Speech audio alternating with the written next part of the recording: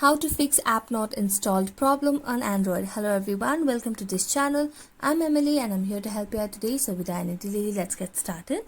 So first of all, what you need to do in order to fix that the app has not been installed on your Android is first of all go and check your storage space on your device. So just go to the settings and then tap on about phone, and here you'll be able to see the storage option over here.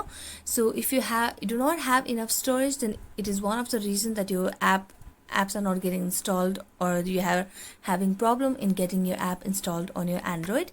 Next, what it can be is you can just go to your about phone option again and tap on the updates available. So just check for updates and make sure that you have the latest version of the application or your device. Make sure that you don't have any updates available for your device. After that, go back and try to download the application and install it, and this might solve the issue. So thank you so much for watching this video. If you enjoyed watching it, don't forget to like, subscribe and hit the bell notification for more updates. That's it for today. See you next time.